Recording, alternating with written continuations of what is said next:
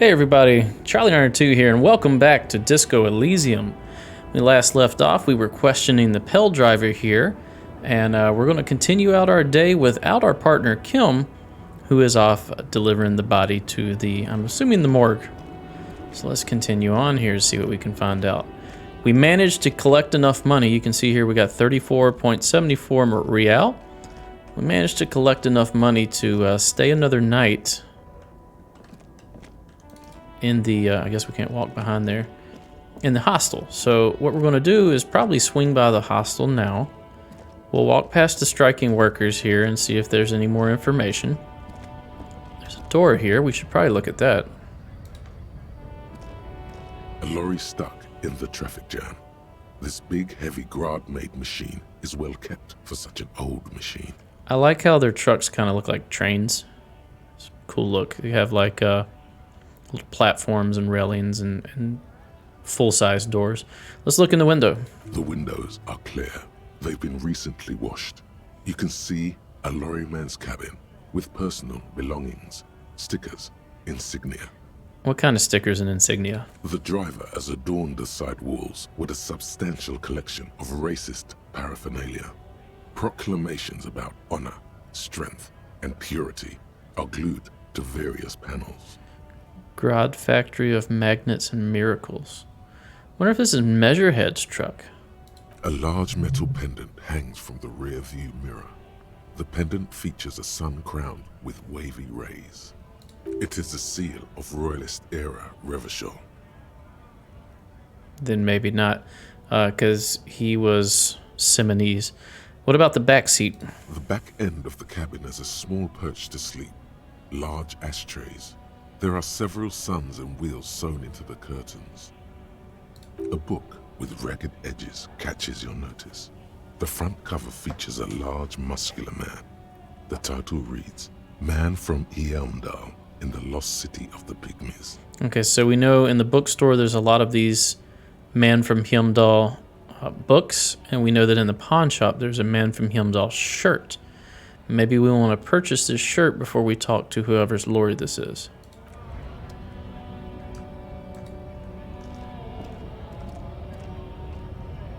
Let's talk to the scab leader again. Maybe he has something to tell us. Right to work! Right to work! Shame on you! It doesn't look like any new info. Let's check out the Threat store too. I think we have some stuff we can sell.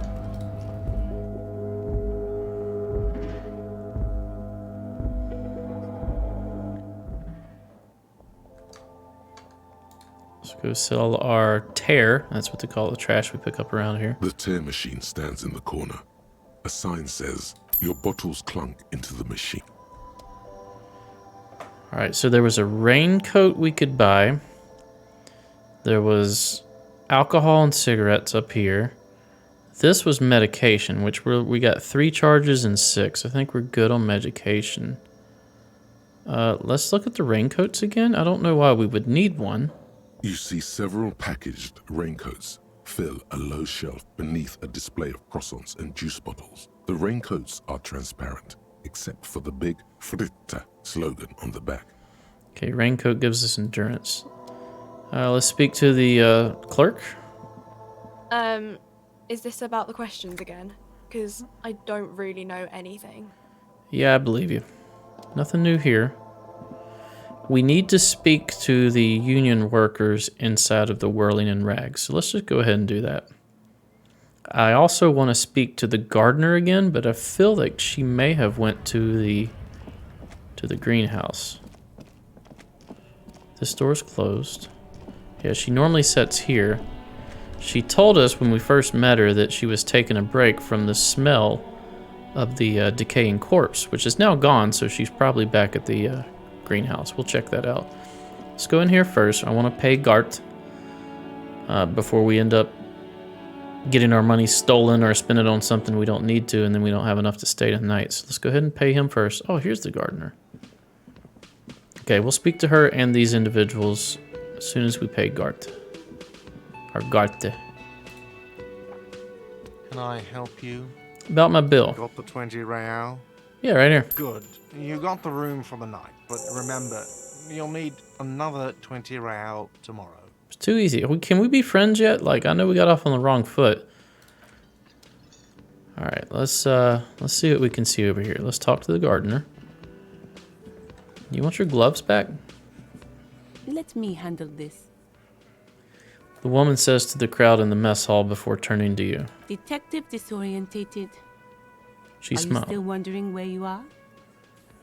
This is Martinez, in case you've forgotten. I advise you not to overstay your welcome. Her entire character has shifted. This young woman is cold as ice. Yeah, I noticed that. I just want to know more about the place before I check it out. That's normal. Yes, extremely normal. I'm not a gardener, by the way. I'm a legal counselor for the Dock Workers Union. Okay, so is that your greenhouse then? We should go check it out. Also, you had gardener's gloves that you gave us. So let's get to it. You're looking for Titus Hardie?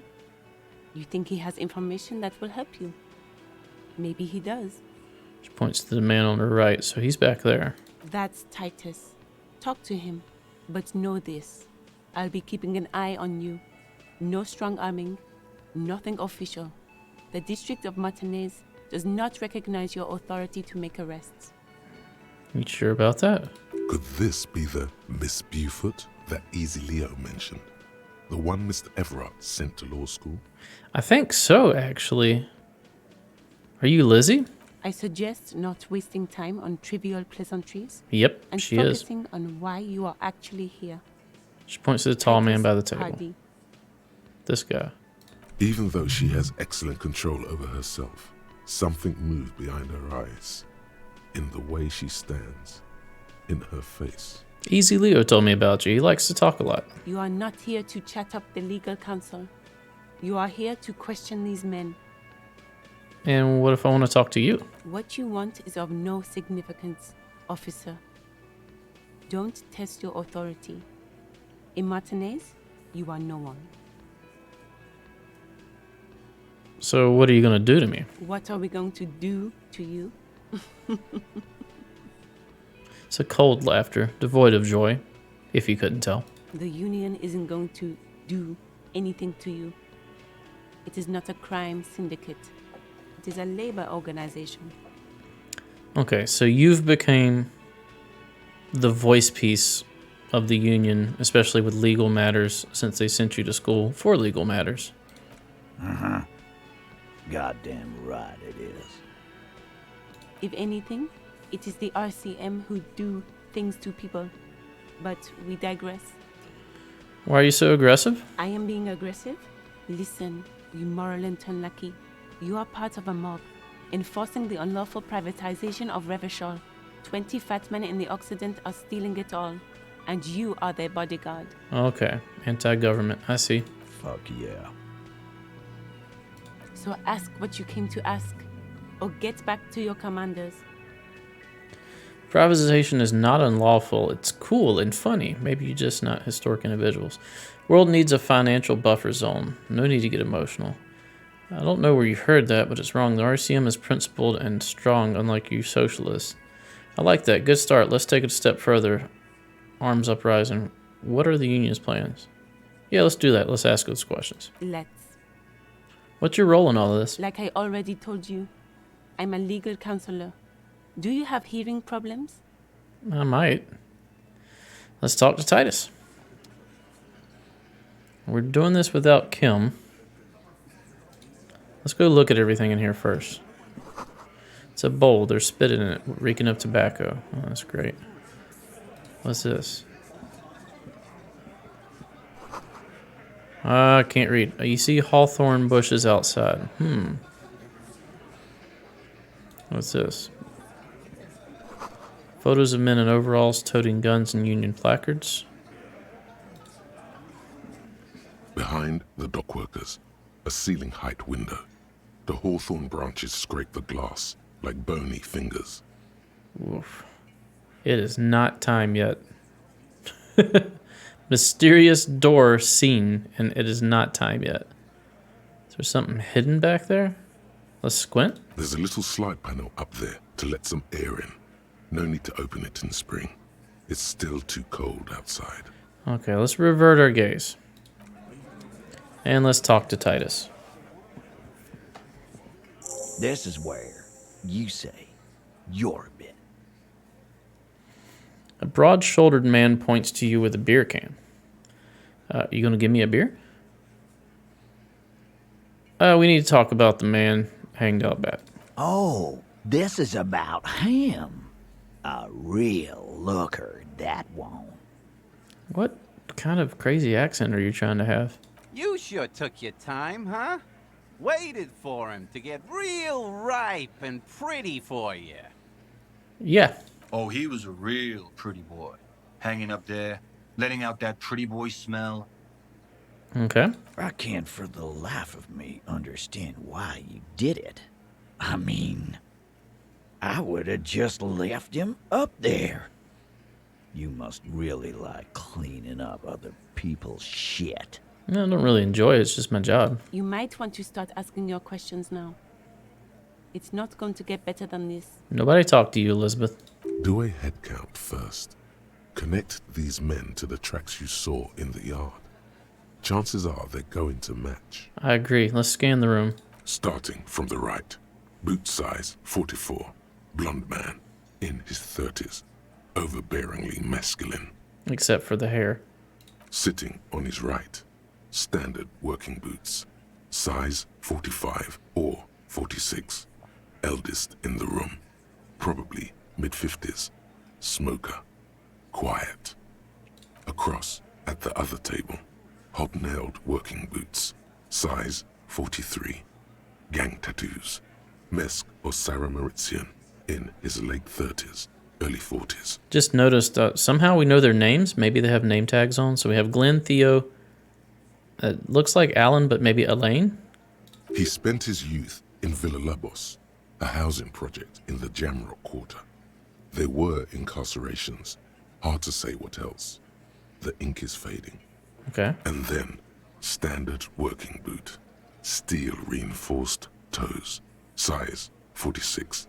The big dick. Wide at the shoulders and lean at the hips. Rugby cap. Fingerless gloves. And numerous scars. A little under 40. Okay. The emblem on his vest says Rowing Club.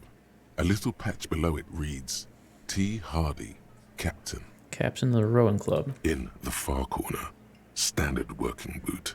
Steel reinforced toes. Size 44. 40-something.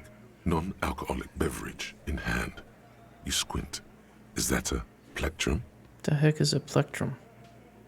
Where? On his neck. Forget it. It's not important. I don't know what a plectrum is. Let's call this one the musician. Sure. And the little guy? Size 41. With the light step. Not a child, after all. An older man with a rat face, mean, watery eyes, and 2 front teeth missing. Is that this one?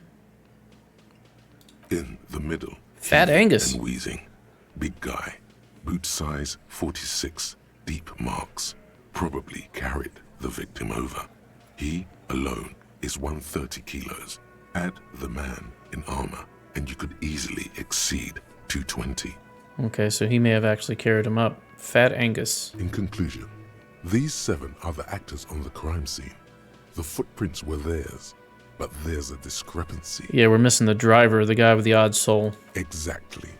You've stood there for about 4 seconds, not saying anything. Hit them with questions. Where's the 8th Hardie? Okay. The fuck is with you, fella? I found 8 set of footprints, but there's only 7 of you. Where's the 8th Hardie Boy? Ah, they're the Hardie Boys. What are you talking about, madman? There's no 8th Hardie Boy. There's 7 of us and we're all here. Really? Or what? You want to be the 8th Hardie Boy? We ain't hiring. Actually, boss, we've been talking and we think she could maybe... She. She? So there's an 8th Hardie, and it's a Hardie girl? Who might it be? Elizabeth? The gardener? I don't think Elizabeth. I think they would want to keep her separate from being incriminated by any actual actions, since she is the mouthpiece of their legal team. Well, she's the entirety of their legal team. Shut the fuck up, Glenn. I do the talking here. No, what? Talking here. No, now he's talking. Now what the fuck do you want, cop? I'm sorry. You wanted to be dramatic and slow in your delivery. It has to be good if he won't let you pursue it. Agreed. Sorry, boss. What about the man hanging in the backyard? Did you do it? The pretty boy. You really love talking about him. Well, I'm a cop. Evidence. Show them you have it. It doesn't have to be conclusive.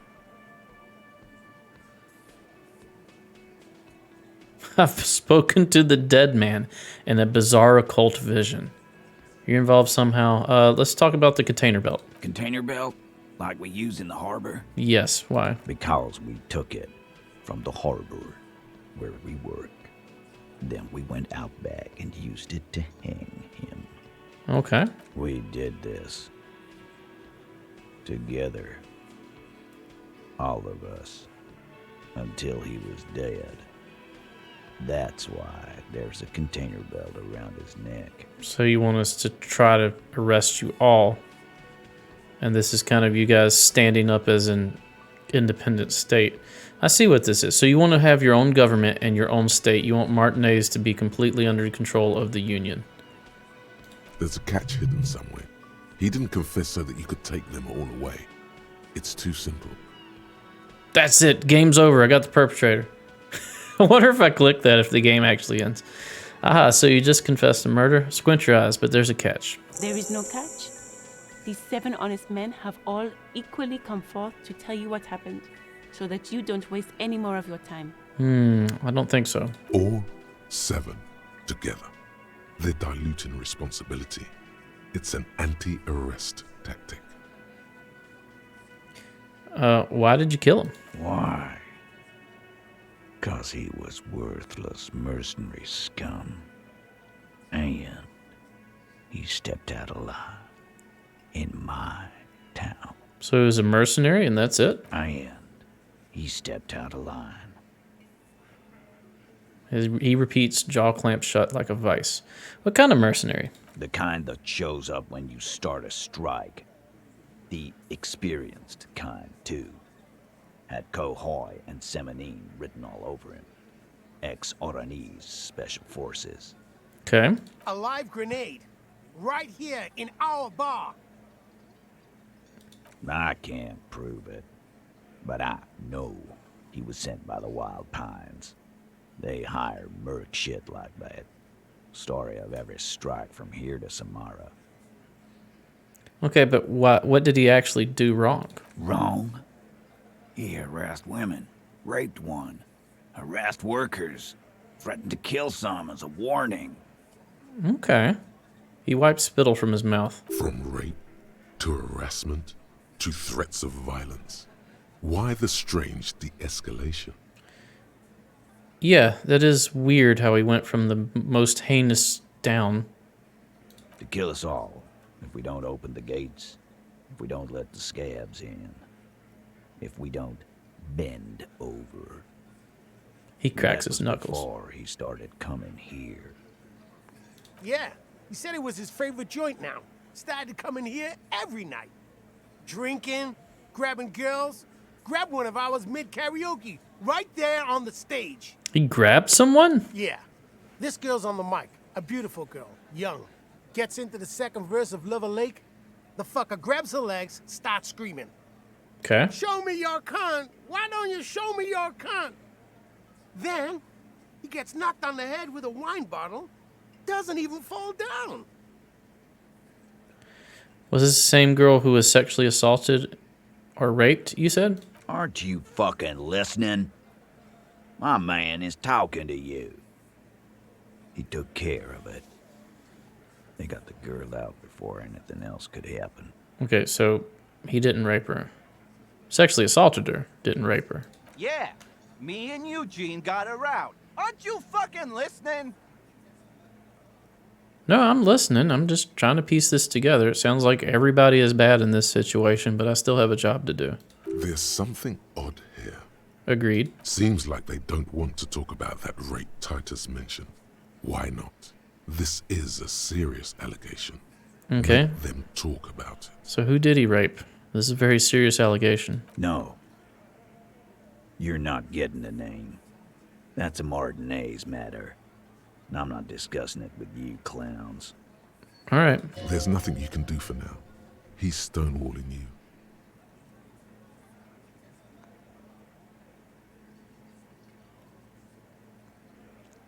How did you kill him? We hanged him up by his neck until he got real still.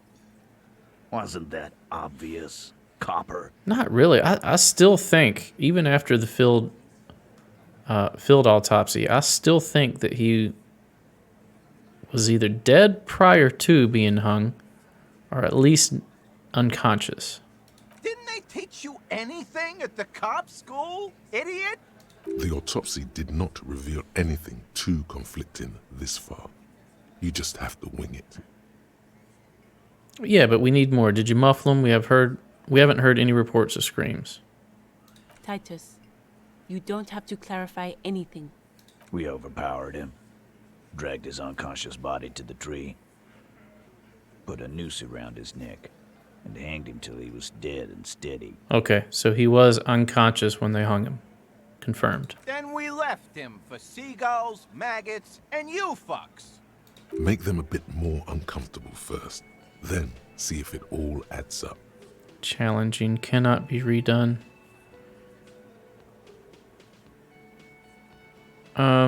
Where did this overpowering happen? Weren't you fucking listening? The fucker came to our bar. It happened right here. How'd you manage to overpower him? With numbers, asshole. How do you think? You're right, Lizzie. I've done enough explaining here. No, he hasn't. Not yet. Alright, let's go for it. Things aren't quite right here, are they? Yes. Titus is Yes. solid as a rock, and so are a few others. But Who's cracking? Fat Angus. He's sweating profusely and has difficulty breathing. They've smartly kept him out of the conversation. Definitely the weakest link. Hey, you, big guy. You having trouble breathing over there? No. He looks up, startled, his forehead shiny from sweat. A few coiled locks are peeking out from under his warm woolen hat. Of course he's having trouble breathing. Just look at how fucking fat he is. Fuck off, Shanky. Angus is a powerful guy. All muscle. keep your eye on this powerful guy. Sooner or later, he's going to break like a piece of twig. Something you're not telling me. And fuck you, too, Copper. Picking on Angus like this. We're done with this schoolyard shit. And just so you know, he doesn't have trouble breathing. Continue. This one is a stone wall. You won't get more out of them about the night of the murder. Not yet. Okay. Like what, Copper? When did this occur? You don't have to answer any of his questions. I know, Lizzie. Relax. We killed him last Sunday night. Seemed like a good way to end the week. How long had you known him? Known him? We don't associate with scum like that, asshole. Yeah. Who do you think we are? Quiet. He came around about 3 weeks ago when that Pines cow first sailed into town. Happy? Assuming you mean Joyce. No. I mean the Pines cow. The stupid-ass cow they sent in to fuck us over. But you know what? He rubs his chin, pretending to mull it over. Why don't you ask her about the pretty boy? I'm sure she has interesting things to say when you ask her hard enough. Roger. That's enough insinuation for today, Titus. Officer, your interview is drawing to an end. Don't waste your last questions. Who called the shots that night? Are you deaf? There will be no singling anyone out. You can't arrest a Hardie Boy without arresting all Hardie Boys. Do you think you could do that? Do you think you could arrest them all? The shadow of a smirk passes her lips as she tilts her head. A trick question. Don't let her lead the conversation. No, but seriously, who calls the shots around here? Who do you fucking think does?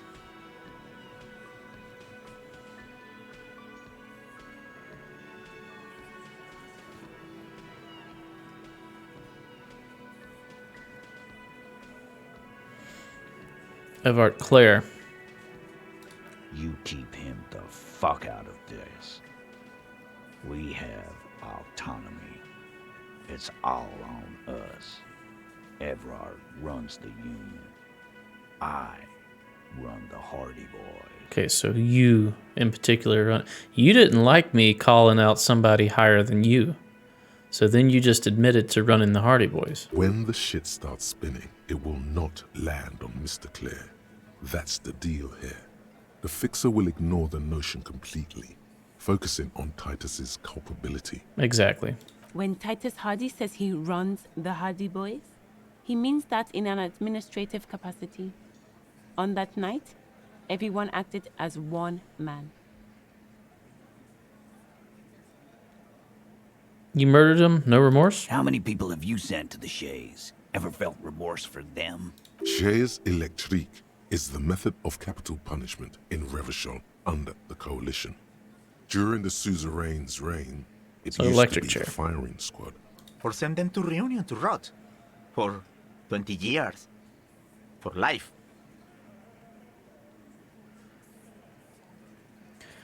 Look, I'm just doing my job. What I do is different. I enforce the law. You keep people like us nothing. No, they're enforcing their own law. Honestly, I drank so much I can't really remember. Yes, but they are bad people. I don't believe in necessarily a black and white type of way of looking at things, good and bad, polar opposites. There's many shades of gray. Reunion, what's that? I should know what that is already. So look, I'm just doing my job. Oh, so you are just a simple, well-meaning man, eh? Ever been in solitary? Prison is a charter. That's what it is. Okay. The fucker got what was coming to him. Our conscience is clean. All right, what are we going to do now? Nothing. Your investigation here is done. You should go back to Jamrock, to your station, where you belong. Well, I'm not going to do that. Yes. Run home, Loneby, rent a cop. Real law officials are done with you. Establish You're lucky authority. you didn't get a beating. Scan the room, talk about the hanging again. All right, I'm going to take off for now.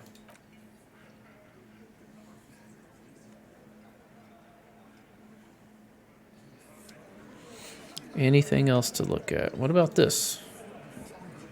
Go stand in your the face. dock workers, a ceiling height window. All right, that's still 3%. Can we make it into the hidden room? You see a heavy steel door with a prominent dimple lock. It's Touch painted more, blue. push the door, leave. All right, so what should we do now? Let's see if we can talk to the young lady that was up here.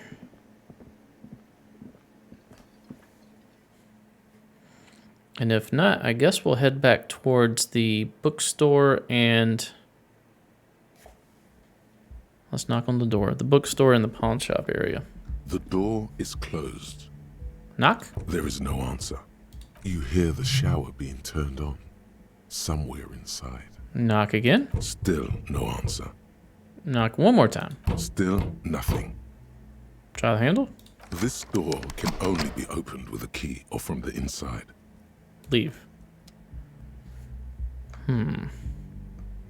What about Kim's room? This is Kim's room, right?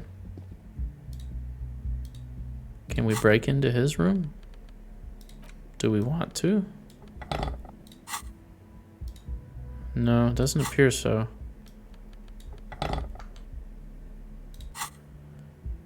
All right, well, let's go downstairs.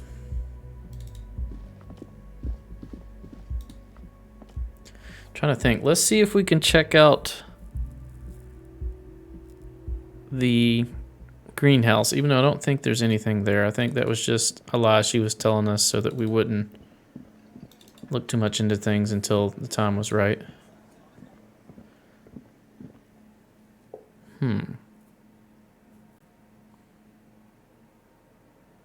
Trying to think what else we can do. We need Kilm to do a lot of these investigations.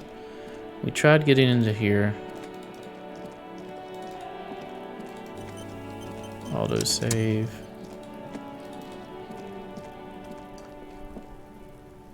Still look at that. We can talk to these two. Yeah, I don't think the greenhouse is actually being used. I don't want to open this door. We can, but I don't want to.